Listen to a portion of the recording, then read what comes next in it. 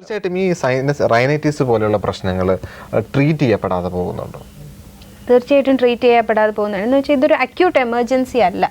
Allergic rhinitis patients ചെറുപ്പത്തിലേ തൊട്ട് ഇങ്ങനെ രാവിലെ എണീക്കുമ്പോൾ തുമ്മുന്നു, അവർ കുറച്ച് ഡിസ്കംഫേർട്ട് ആ സമയത്ത് ഉണ്ടാകുന്നു. അത് കഴിഞ്ഞിട്ട് പിന്നെ അവർ ജോലിക്ക് പോകുന്നു, അല്ലെങ്കിൽ അവരുടെ റുട്ടീനായിട്ടുള്ള കാര്യങ്ങളിലേക്ക് പോകുന്നു. പിന്നെ ചിലപ്പോൾ രാത്രി കിടക്കുമ്പോഴായിരിക്കും തുമ്മൽ വരുന്നത്.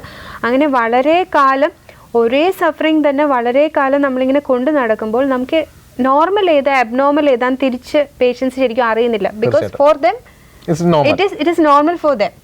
എന്ന് വെച്ചാൽ അതൊരു അക്യൂട്ട് എമർജൻസി അല്ല, അവർക്ക് അത് അത്രയും ഡിസ്കംഫേർട്ടേ ഉണ്ടാക്കുന്നുള്ളൂ. മനസ്സിലായില്ലേ? അപ്പോൾ അതുകൊണ്ട് തന്നെ ഈ ഒരു അസുഖം കുറേ കാലം അവർ ശ്രദ്ധിക്കാതെ പോകുന്നുണ്ട്. പക്ഷെ വളരെ ഇൻ്റലിജൻ്റ് ആയിട്ടുള്ള പേഷ്യൻസ്, വളരെ ഹെൽത്ത് കോൺഷ്യസ് ആയിട്ടുള്ള പേഷ്യൻസ് ആ ഒരു ചേഞ്ച് വരുമ്പോൾ തന്നെ നമ്മളോട് വന്ന് പറയാറുണ്ട്. ഇപ്പോൾ ആദ്യത്തെ ഒരു ഗ്രൂപ്പ് പറയുവാണെങ്കിൽ അവർ കുറേ കാലമായിട്ട് തുമ്മുന്നുണ്ട്. നമ്മുടെ അടുത്ത് വരുമ്പോൾ അവർ മെയിൻലി നെയ്സൽ ഒബ്സ്ട്രക്ഷൻ ആയിട്ടാണ് വരുന്നത്, മൂക്കടപ്പായിട്ടാണ് വരുന്നത്. അപ്പോൾ നമ്മൾ നേരത്തെ പറഞ്ഞ പോലെ നമ്മൾ ഈ ഇൻവെസ്റ്റിഗേഷൻസിൽ ആൻറ്റിയർ റൈനോസ്കോപ്പി OP പ്രൊസീജിയർ ചെയ്യുമ്പോൾ ഒരു 90% കേസുകളെന്നും പറയാം നെയ്സൽ പോളിപ്പ് ഉണ്ടാവും. പോളിപ്പ് അല്ലെങ്കിൽ സൈനസൈറ്റിസ് തലവേദനയായിട്ടായിരിക്കും. ഈ മൂക്കടപ്പ് കൊണ്ട് അവർക്ക് ഉറക്കം കിട്ടാതെ വരും. അതൊരു മെയിൻ പ്രോബ്ലം ആയിട്ട് പേഷ്യൻസ് വരുന്നതാണ്. അവർ ചിലപ്പോൾ പറയും ഒട്ടും ഉറക്കം കിട്ടുന്നില്ല, ഉറക്കം ഭയങ്കരമായിട്ട് ഡിസ്റ്റർബ്ഡ് ആവുന്നു, ശ്വാസം കിട്ടാതെ വരുന്നു, അതുപോലെ വായി തുറന്ന് കിടക്കേണ്ടി വരുന്നു, കൂർക്കം വലി ഒപ്പം കിടക്കുന്ന ആൾക്ക് ബുദ്ധിമുട്ടായിട്ട് അങ്ങനെ പ്രശ്നം ഉണ്ടാവുന്നു. ഈ വായി തുറന്ന് കിടക്കുന്നതുകൊണ്ട് തന്നെ ഈ ഡെന്റൽ പ്രോബ്ലംസ്, അതായത് പല്ല് പൊങ്ങി വരിക, അതെ പുറത്തേക്ക് പൊങ്ങി വരിക. പിന്നെ അതുപോലെ തന്നെ നമ്മൾ ഈ നെയ്സൽ അലർജി അല്ലെങ്കിൽ സൈനസൈറ്റിസ് കുറേ നാൾ ട്രീറ്റ് ചെയ്യാതിരുന്ന അത് ചെവി യൂസ്റ്റേക്കിൻ കെറ്റാറ നമ്മൾ പറയും, യൂസ്റ്റേക്കിൻ ട്യൂബ് വഴി മിഡിൽ ഇയറിലേക്ക് പോയിട്ട് മിഡിൽ ഇയറിൽ കുറേ അധികം ചേഞ്ചസ് വരികയും പിന്നെ ഒരു ഹിയറിംഗ് പ്രോബ്ലം ഉണ്ടാവുകയും, ഒട്ടൈറ്റിസ് മീഡിയ എന്ന കണ്ടീഷൻ, പിന്നെ ഒരു ഹിയറിംഗ് പ്രോബ്ലം, അതായത് കേൾവി കുറവായിട്ടും പ്രസൻറ്റ് ചെയ്യാറുണ്ട്. അങ്ങനെ കുറേ അധികം കോംപ്ലിക്കേഷൻസിലേക്ക് പോകാറുണ്ട്. അപ്പോഴായിരിക്കും ചിലപ്പോൾ പേഷ്യൻസ് നമ്മുടെ അടുത്ത് വരുന്നത്. കുട്ടികളിൽ എത്രത്തോളം ഉണ്ടാകും ഈ അലർജിക് റൈനൈറ്റിസ്? കുട്ടികളിൽ ശരിക്കും ചെറിയൊരു പ്രായത്തിൽ, അതായത് 5 വയസ്സ് വരെ തുമ്മലൊന്നും അങ്ങനെ പ്രസന്റ് ചെയ്യാറില്ല. 6 years ആഫ്റ്റർ ആണ് മെയിൻ കുട്ടികൾ ഇങ്ങനെ തുമ്മലായിട്ട് വരുന്നത്. അതും നമുക്ക് അച്ഛനും അമ്മയ്ക്കും നല്ലൊരു ഫാമിലി ഹിസ്റ്ററി ഉണ്ടെങ്കിൽ, അച്ഛനും അമ്മയ്ക്കും ഉണ്ടെങ്കിൽ നമ്മുടെ അടുത്ത് ഇങ്ങനെ തുമ്മലായിട്ട് കുട്ടികളെ കൊണ്ടുവരാറുണ്ട്. അവർക്ക് ഇങ്ങനെ വരുന്ന കുട്ടികൾക്ക് ചിലപ്പോൾ ആ തുമ്മൽ ഒരു ശ്വാസം മുട്ടലിലേക്കും പോകുന്നതായിട്ടാണ് നമ്മൾ കാണുന്നത്.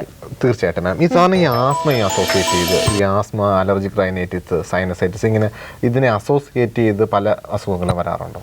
ഈ അലർജിക് റൈനൈറ്റിസ് ആയിട്ട് അസോസിയേറ്റ് ചെയ്ത് വരുന്ന അസുഖമാണ് സൈനസൈറ്റിസും ബ്രോങ്കിയൽ ആസ്മയും.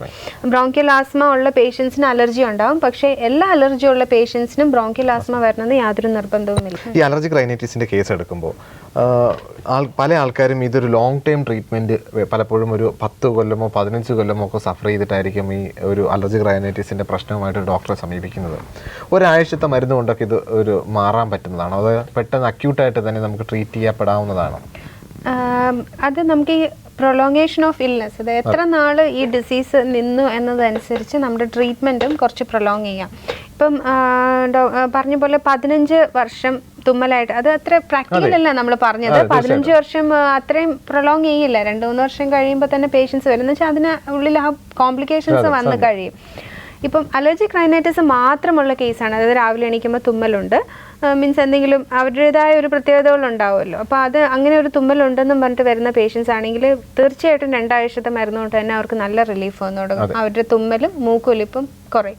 രണ്ടാമത്തെ കേസിൽ മൂക്ക് അടപ്പ് വന്ന പേഷ്യൻസ് ആണ്. അപ്പം നമ്മൾ നേരത്തെ പറഞ്ഞ പോലെ അവിടെ എന്തെങ്കിലും ചേഞ്ചസ് മൂക്കിൽ വന്നിട്ടുണ്ടാവും. അപ്പോൾ അത് മാറാനുള്ള സമയമെടുക്കും. എങ്കിലും 1 മാസം മരുന്ന് കഴിച്ച് കഴിയുമ്പോൾ അവരുടെ തുമ്മലും മാറും, മൂക്കടപ്പ് ഒരു 50% മൂക്കടപ്പ് മാറും.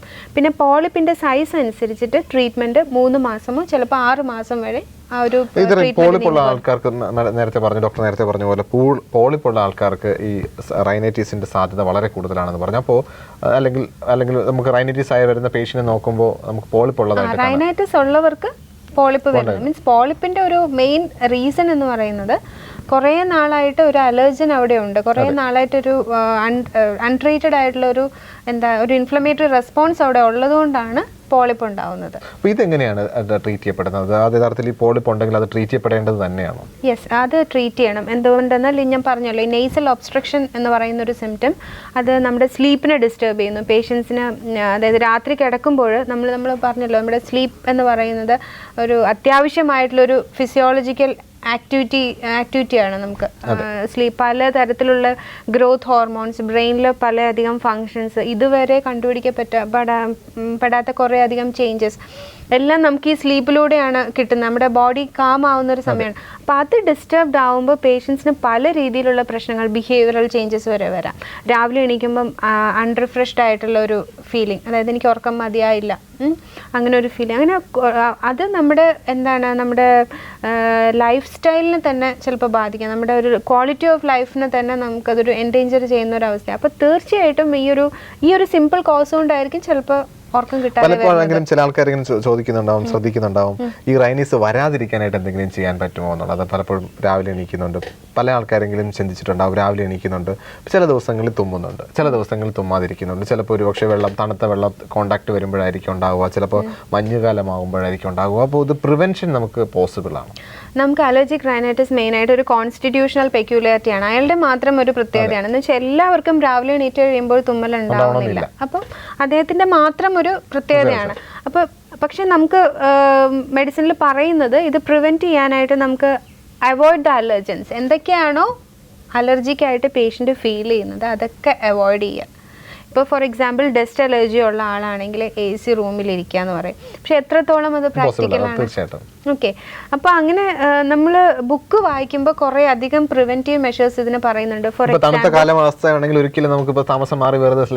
പോകാൻ പറ്റില്ല.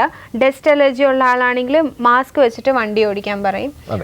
ഫയലുകൾ മീൻസ് ഓഫീസിൽ നമ്മൾ പേഷ്യൻസ് വരുന്ന മിക്കവാറും ഓഫീസ് ഫയൽ തുറക്കുമ്പോൾ എനിക്ക് തുമ്മൽ വരുന്നു, മാസ്ക് വെച്ചിട്ട് അത് ഉപയോഗിക്കാൻ പറയും. പക്ഷെ അതൊക്കെ കുറേ അധികം പ്രശ്നങ്ങൾ ഉണ്ടാക്കുന്നുണ്ട്. പ്രിവെൻഷൻ എന്ന് പറയുമ്പോൾ നമ്മൾ ഇതൊക്കെയാണ് പറയുന്നത്, അവോയ്ഡ് ദ അലർജൻസ്. രണ്ടാമത് നമ്മൾ കൊടുക്കുന്ന മരുന്ന് it acts as A prevention. Okay, അത് ക്യൂറേറ്റീവ് എഫക്റ്റും ആണ്, പ്രിവെൻറ്റീവ് എഫക്റ്റും ഉണ്ടായിരുന്നു. നമ്മൾ മെഡിസിൻ കൊടുത്ത് വൺസ് ആ പേഷ്യൻറ്റിന് അലർജി മാറിക്കഴിഞ്ഞാൽ 1 വർഷത്തേക്കോ ചിലപ്പം 2-3 വർഷത്തേക്കോ അലർജി ഉണ്ടാവുകയില്ല. ചിലപ്പോൾ ലൈഫ് ലോങ് ആയിട്ട് പേഷ്യൻസിന് പിന്നെ കംപ്ലയിൻറ്റ് റെക്കർ ചെയ്യില്ല. ചില സമയത്ത് മാത്രം പേഷ്യൻസ് പറയും എനിക്ക് തുമ്മൽ വന്നു ഡോക്ടറെ, പക്ഷേ നേരത്തെ അത്ര ഇൻറ്റൻസിറ്റി ഉണ്ടായിരുന്നില്ല, ഞാൻ 2-3 പ്രാവശ്യം തുമ്മി കഴിഞ്ഞപ്പോൾ എനിക്കത് മാറി. എന്ന് വെച്ചാൽ ഇത്രയും ഡിസ്ട്രെസ്സിങ് ആയിട്ടുള്ളൊരു സിംറ്റം ആണ് ചില പേഷ്യൻസിന് ഇത്. ഉറക്കം കിട്ടാതെ വരുന്ന, മൂക്കടയുന്ന, തലവേദന. സൈനസൈറ്റിസ് വളരെയധികം ബുദ്ധിമുട്ടുണ്ടാക്കുന്ന പ്രശ്നം. അതായത് തലയ്ക്ക് ഭാരം, വെയിൽ കൊള്ളുമ്പോൾ ഉള്ള തലവേദന, തല കുനിക്കുമ്പോൾ ഭയങ്കര ഒരു ഹെവിനെസ് ഫീൽ ചെയ്യുന്നു. ഈ 2 ഭാഗത്തായിട്ട് സൈനസുകളിലും ഇവിടെയും വേദന ഉണ്ടാകുന്നു. വായിലേക്ക് കഫം ഇറങ്ങി വരുന്നു. അത് അങ്ങനെ വരുന്നതുകൊണ്ട് തന്നെ കുറേ നാൾ കഴിയുമ്പോൾ ഹാലിറ്റോസ്, അതായത് ഒഫൻസീവായിട്ട് മൗത്ത് മീൻസ് വായ്നാറ്റം വരുന്നു. അങ്ങനെ കുറേ അധികം പ്രശ്നങ്ങളുണ്ടാവും.